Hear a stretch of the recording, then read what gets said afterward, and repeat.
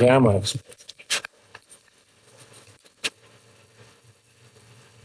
The parlance of running an option book. Running an option book means the following. Suppose I'm a financial institution. I have no view whatsoever on whether AI is going to up or down. Okay? I'm just a marketer. My clients come to me and say, can you sell me 29 foot on AI?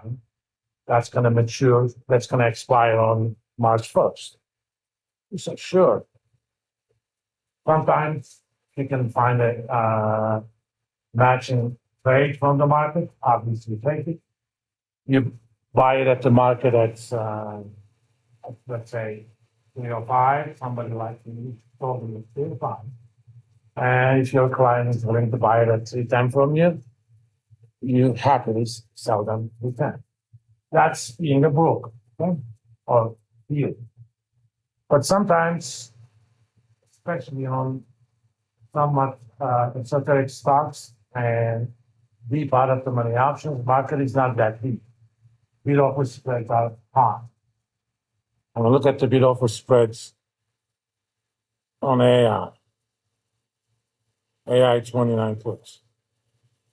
It's between 310 and 325. That was at the close of the market. Typically, that's 310 and 20. In any case, over $3, the price increments are 5 cents. 5 cents may be a lot of money. So you tell them, okay, I'm willing to sell this thing to you at 310. Even though market is 305. Or I'm willing to sell this to you at 350. Even though market is big 310 over 325. Now you have an option there. I'm going to explore it. You sold them a put option, which means if this guy decides to exercise that option, he will sell that stock to you at $29. Then, since you sold it, then you short an option, put or call, you are required to buy at that price if you're short a put, and you are required to sell at that price if you're short a call.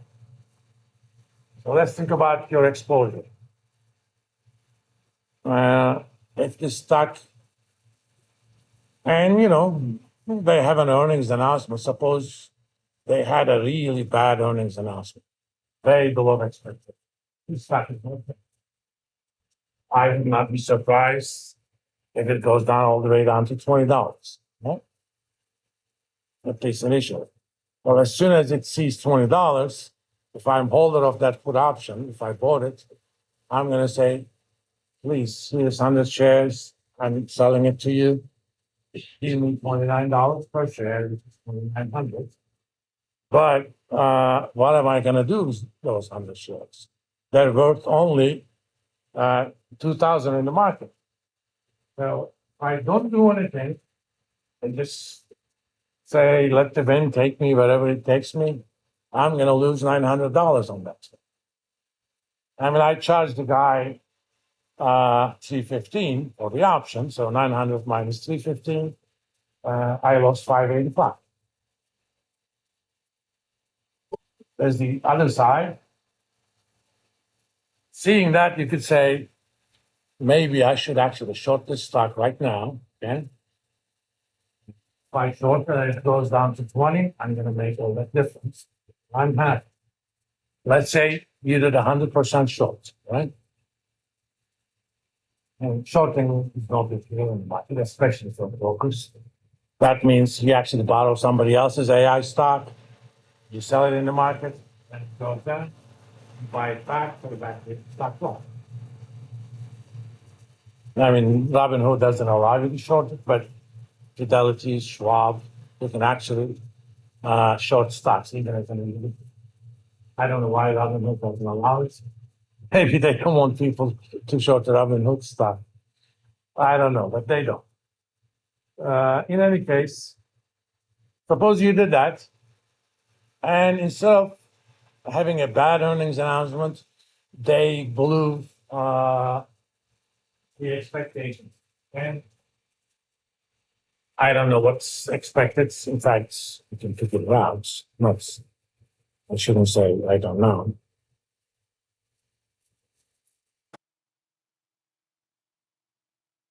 Currently expected loss per share is 28 cents per share.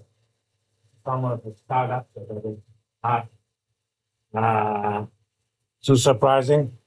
Suppose instead of 28, they announced that they're going to have 15 cents per share loss. They lost money, but it's still better than expected. This stock probably could be for a news like that, especially the guidance for future is also pretty good. All right. Now I'm in another pickle. Concerned that it could go down. I showed it the stock, but I showed it at, let's round things up. I showed it at $29. Stock went to $40. Okay? Yeah, I lost $11 per share, but I charged the guy $3.15. So I ended up making losing $6.85. I don't like that either. So what to do? What to do? What you do is, if you run an option book,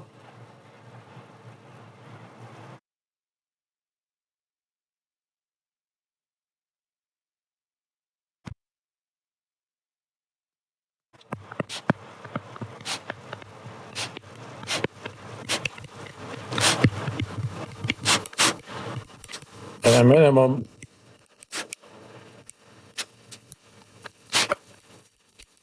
you should do what we call delta hedging. That means if you are short one contract, let's do it by one contract, but if you're running a book, you may have it on different types of things.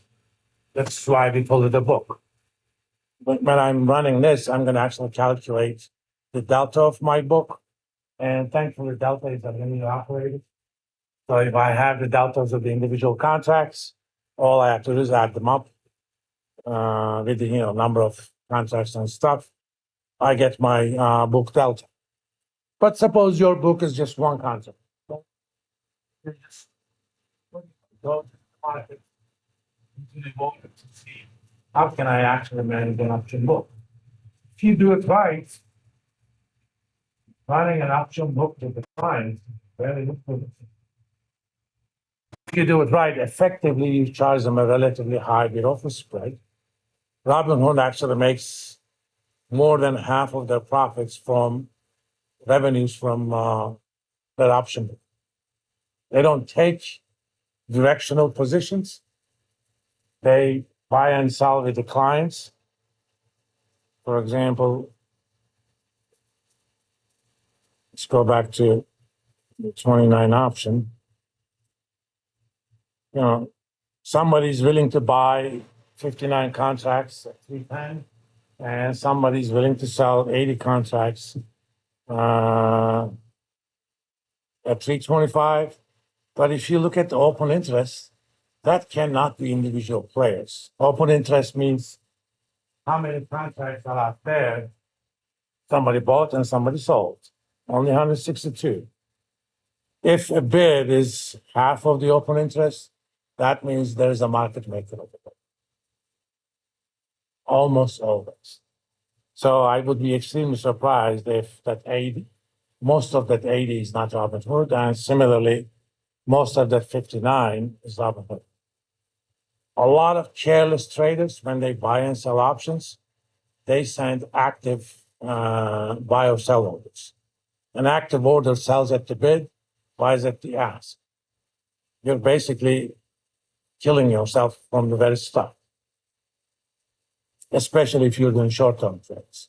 For longer term, sometimes it may not be a bad idea just to get it because I'm going to give you another example of a contract I have.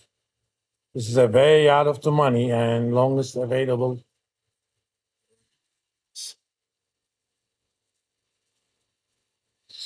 This is a 1480 call.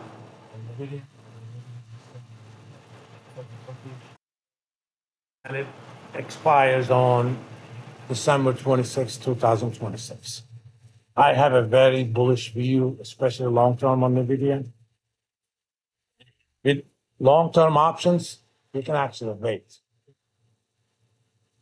If NVIDIA has earnings on Wednesday, I think, 21st. And if that doesn't blow, that doesn't surprise on the positive side, more than likely could go all the way down to 650 or so. But in the long term, I'm not unhappy. If this was a short term option, that option would get very close to zero very quickly at these kinds of strike prices. But long term, yes, it will go down, but I'm still alive for another almost 3 years. So if next quarter NVIDIA does much better, and I can recover from it. I mean, that happened to me with those Palantir options I had. I originally bought them in another account, and I bought them around, about $2 or so. They went down as low as $1, but I still had 2 years until maturity. Then after the positive earnings surprise, damn thing jumped up. I even sold early. I sold at 345, so that I could put money into NVIDIA options. But you can make. But in any case, going back to here, if you short one contract, as I am now, so I have an option book on AI. My delta is 45.21.